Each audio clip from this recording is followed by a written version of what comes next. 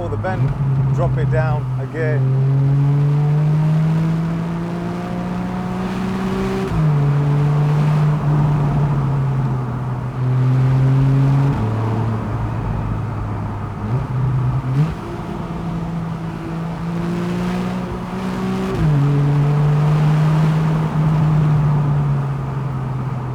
Welcome to Invictus Porsche. We've got this Porsche 911. It's the 991.1 generation. This is really the last of the naturally aspirated Porsche 911s or Porsches by Porsche. After this, unfortunately, they have become turbocharged, and it's not necessarily a bad thing them being turbocharged, because that's the way Porsche as a brand has evolved towards. But the 991.1 holds a special place in many people's hearts, and that's the fact it's still the boxer 6-cylinder naturally aspirated engine that sounds absolutely incredible, and it sounds like this.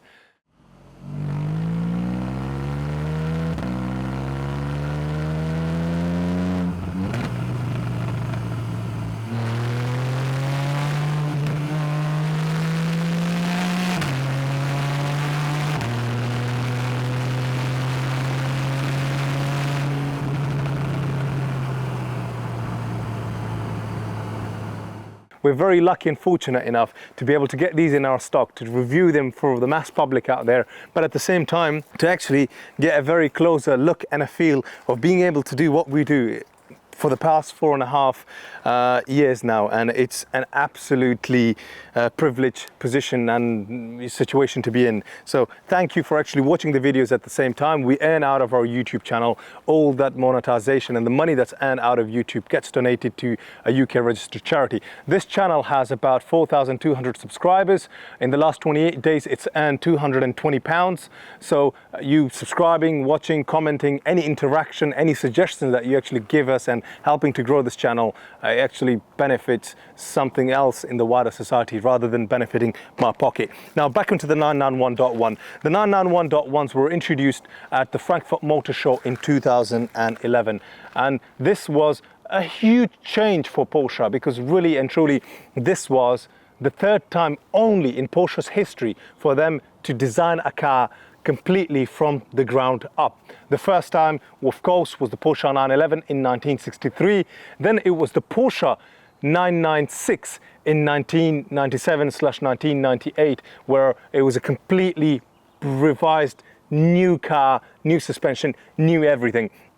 And this in 2011 is where Porsche went into a completely different direction and joined up with the Vax group. And of course, you've got the Porsches that appeal to practically everyone, because they were just incredible to look at, incredible to drive, comfortable, practical. It offered everything that you could potentially get out of a sports car, but it hasn't lost on the heritage. It hasn't lost on the sound, the look, the feel, the lines. Yes, it might be an inch or so wider or longer, but it's not necessarily has had an adverse effect on the handling or performance in any way, form or shape. As a matter of fact, it's enhanced all of those things. So now the 991.1, this is a bit of the history of it. This is where it's come from, and the kind of big changes, of course, other than aesthetically, that it's the shape that it is right now, that it's just had a completely revised suspension, new wheels put on for the first time. I mean, this is the Edition 3 turbo wheels.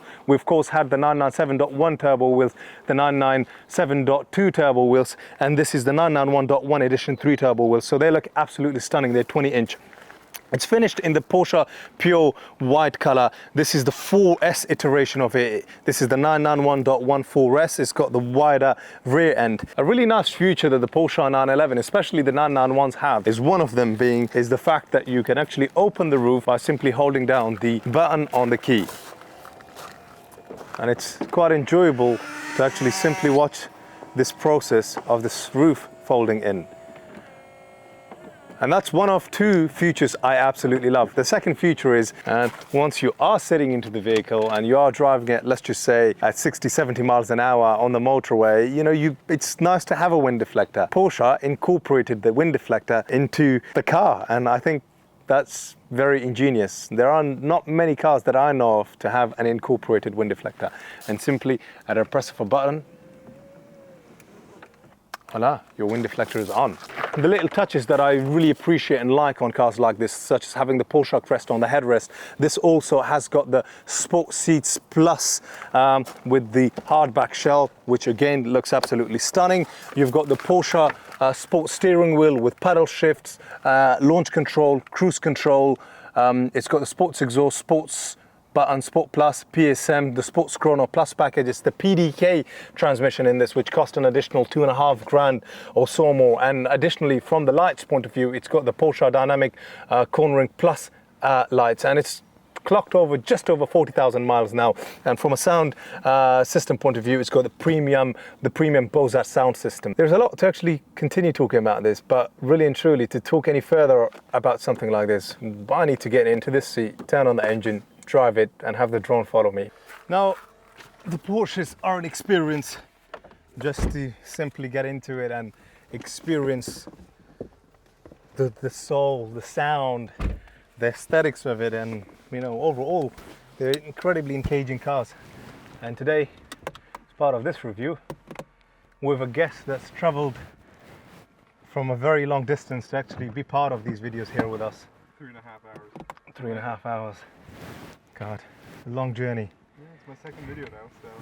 It is your second video. Your first video was in a 991.1 GTS, was it? Yes, that's right. That's right. Okay. Let's start it up.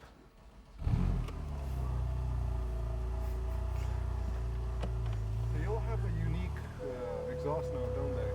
They all do. I mean, every generation of it, and of course, because of the kind of cars they are, whether it's a GTS or a Carrera 4S, or whether it's the Carrera S, they change certain little dynamic aspects of it. And obviously, this being a convertible, you really feel it because you're so close to the whole look, sound, and feel of things. And right now, we're not even in the sports mode or having had the sports exhaust turned on either. Wait till they're all turned on, and it really comes alive. So how do you stop yourself from smiling? Because you can't stop smiling. You're not meant to stop smiling. Okay, all right. Yeah. And if your cheek starts to not handle things and start to get full of lines and stuff, this is where you end up doing a bit of Botox to keep it all straight. I see. So we are going to put on the sports mode. Ooh, it didn't open something up, right? Yeah, the valve. Oh, okay. And you get this amazing sound, on the downshifts, and even at a slightly higher speed of about 50-60 miles an hour. You hold it in third gear, it sounds incredible. Or even if you are actually just poodling around, and you're like, let's just say doing 40 or 50 miles an hour in your fifth gear, just drop it two or three gears down, either to the third or the second gear. Someone told me when they're driving these cars, they just turn the volume of the music off. Exactly.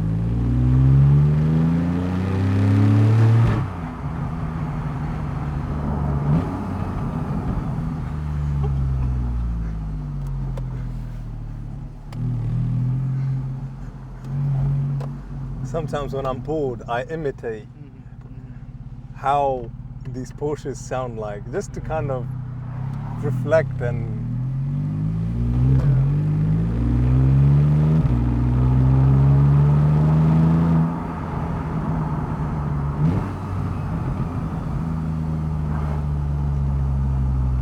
this is me not even pushing it. This is 35 miles an hour. We're in third gear, dropped it to second, and I did that again.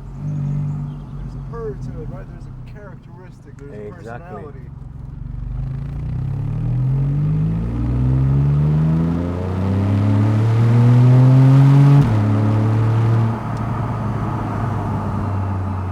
And the beauty of it is it just holds as you've got your foot down the road. It's been a while since I've launched one of these. I do like to just treat them gently.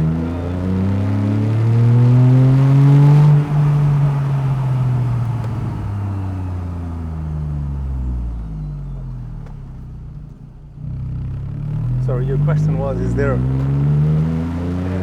there a reason why it's making these noises? Like, has something been done to it, or the factory, or straight out of the factory? It's like This is straight out of the factory. That's real and that's realistic.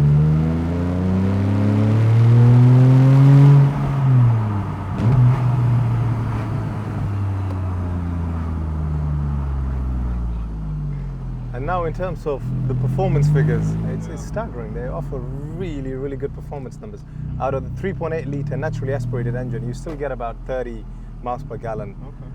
But it produces 395 brake horsepower, 440 newton meters of torque. The 0 to 62 miles per hour possible in 4.5 seconds, and the top speed is 185 miles an hour.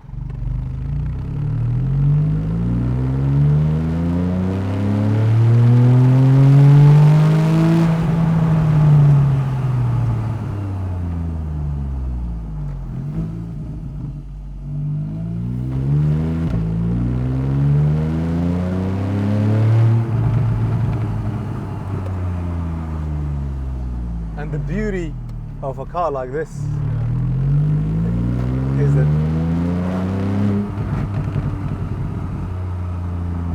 once you understand and appreciate what it has to offer, they're incredibly easy, at the same time fun and engaging to drive. Would you say it like wants you to drive it, right? It wants you to test it out. Right now we're in countryside roads, and sometimes the sound, the acoustics disappears because there's nothing that echoes the sound or holds the sound. You know, when you're in a rather built-up area. But it's still...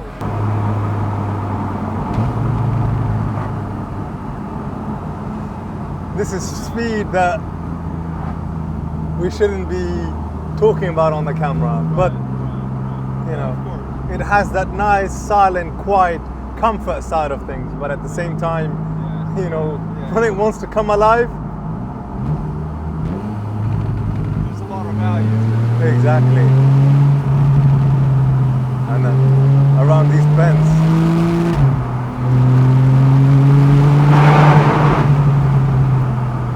and just before the bend, drop it down again.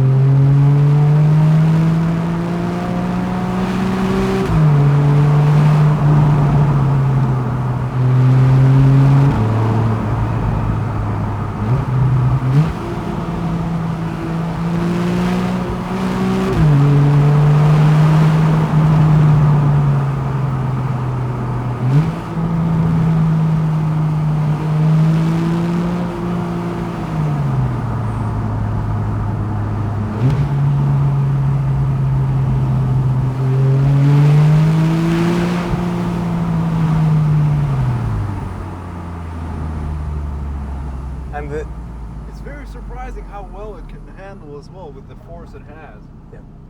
And this is the four-wheel drive, obviously the wider rear, and you've got the Porsche torque vectoring system, the rear limited slip differential.